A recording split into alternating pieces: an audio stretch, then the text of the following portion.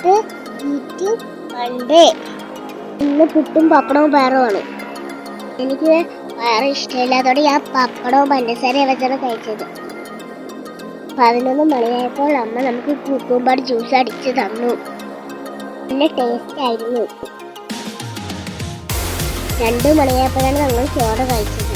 തീയല്, മീൻ വച്ചത്, മീൻ പൊരിച്ചത്, തോരനും മാങ്ങ അച്ചാറും ഉണ്ടായിരുന്നു.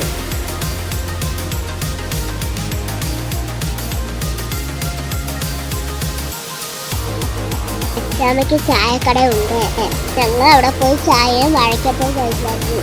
ഞങ്ങളുടെ കൂടെ കമ്മീഷൻ ഉണ്ടായിരുന്നു.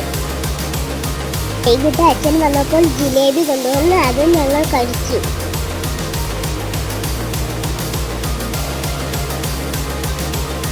ഇത് നമ്മൾ ധാരാളം കടയിൽ ദിവസം കഴിച്ചു.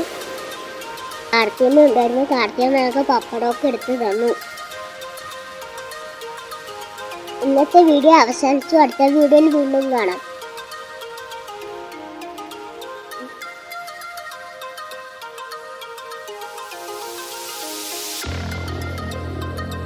Okay, by.